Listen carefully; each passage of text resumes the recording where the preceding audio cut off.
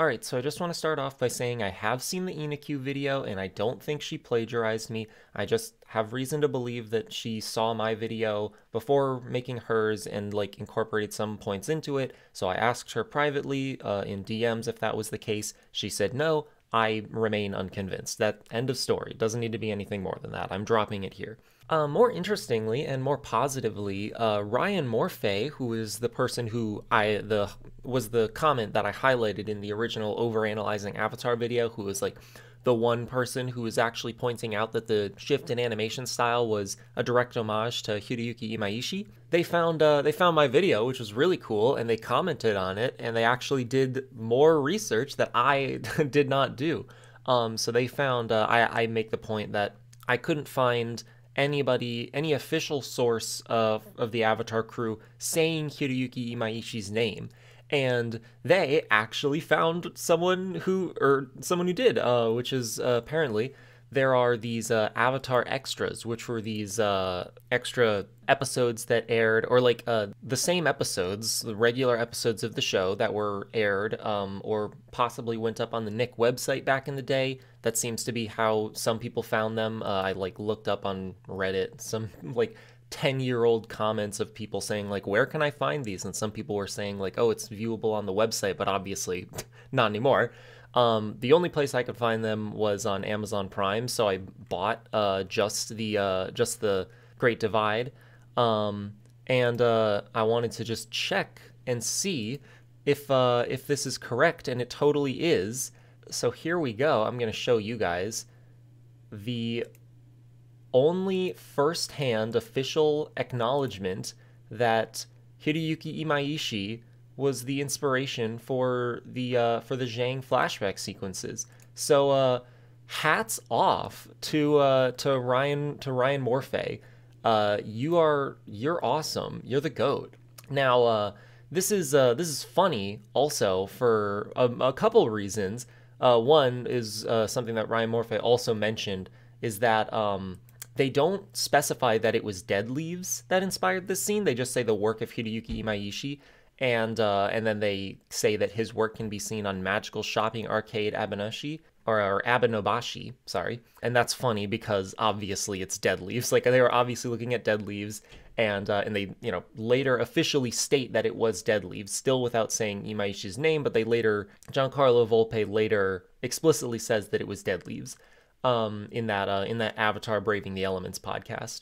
And so, as Ryan speculates, this is probably because Dead Leaves is extremely R-rated, and they did not want to name drop it and possibly send a bunch of children who would be just looking at the Nick website to this extremely R-rated film, and instead they just chose Abenobashi. But what's even more interesting and funny to me is that the actual content of the vast majority of these text blurbs is just describing shit that's plainly happening on screen already. Like, the Ganjin like to fight with the straight sword, the Zhang like to fight with the two-handed crescent sword, which is just what we can see happening on screen anyway. This one just says, the tribes have given Sokka and Katara one more thing to argue about, which is very obvious. And then just, in the middle of it is just some actually informative tidbit, which is very strange. On top of that, it also just contains outright misinformation. It says that this episode contains the first instance that we hear of mentions of the city of Ba Sing Se right here. This is the first episode that mentions Ba Sing Se. That is not true. That is not true. The first mention of Ba Sing Se is in episode 7, where these guys have captured Iroh, and they're talking, and Iroh's asking, where are you guys taking me? And they say, oh, we're going to take you to the city that you could not conquer, even though you laid siege to it for 600 days.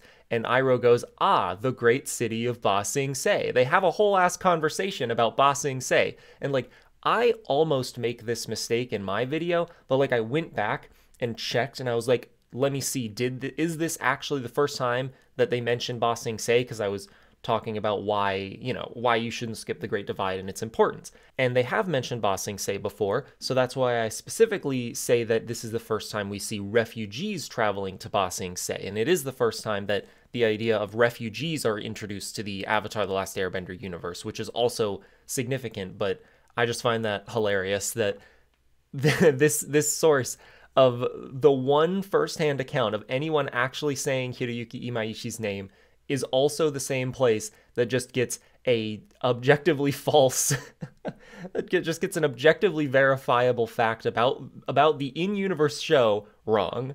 But yeah, the lack of informative quality in the vast majority of these text blurbs does not inspire me to want to buy more of these episodes in order to see if there's any more interesting information out there.